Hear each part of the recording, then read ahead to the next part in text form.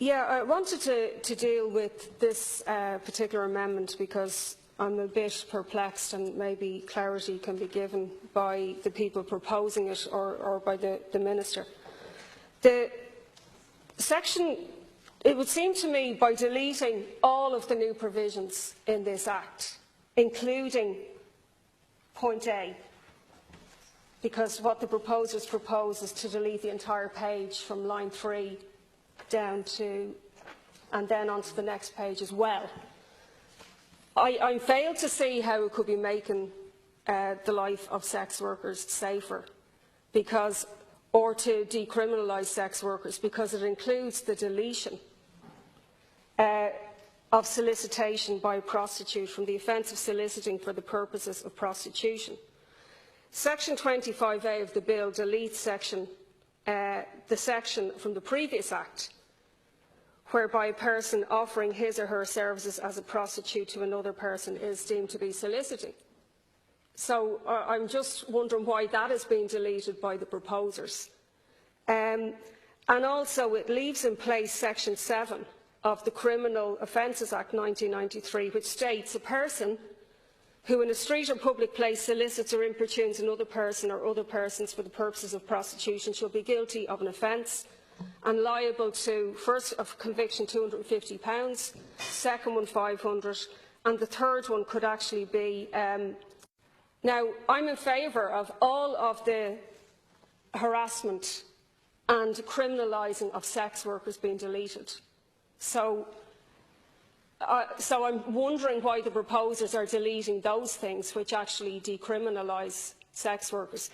And by putting this amendment, what they're doing is they're saying that the offence, the current situation would be that sex workers would have no protection at all in those situations. It means that in proposing the amendment, they're proposing that sex workers soliciting to sell sex should remain criminalised, up to and including being imprisoned for 4 weeks. It's frankly bizarre because TDs are saying that they profess to have an interest in sex workers' rights. So why would you rather see people continue to be criminalised but men to remain free to buy sex? That's the bit that you're deleting, but you're leaving the status quo.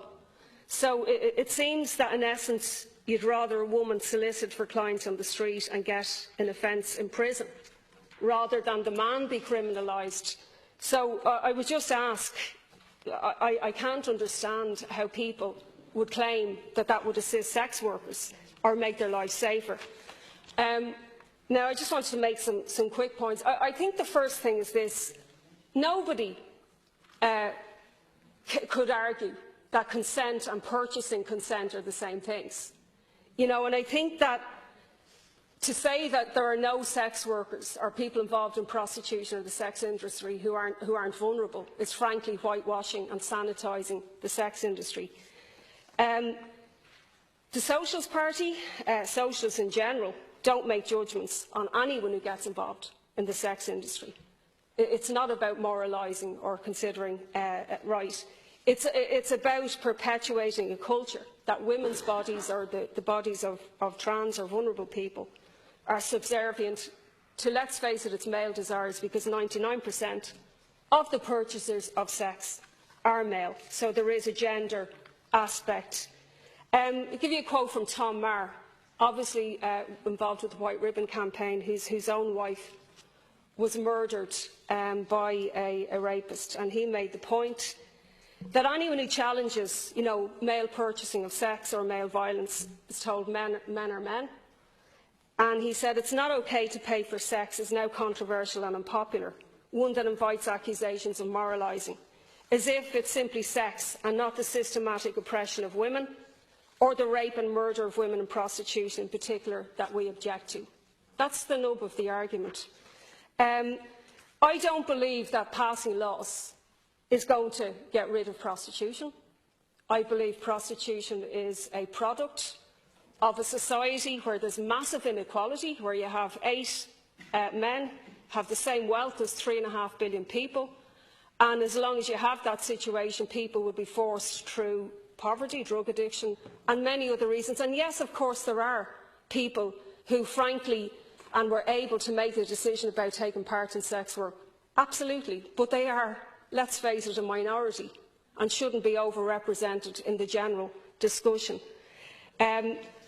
Further down, when we get to the amendments, if they're not deleted because of this being passed, I think it's wrong. This amendment is particularly mystifying if people want to protect sex workers.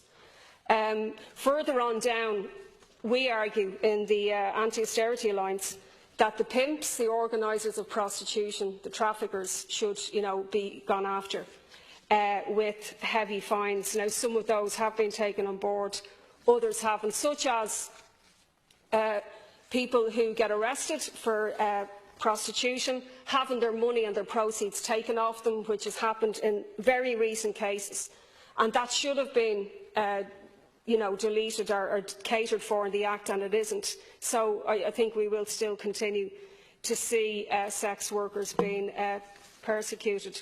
So I'm just a little bit mystified by deleting the entire section, including things that would have made it safer in the sense of soliciting, loitering and so on in terms of prostitution.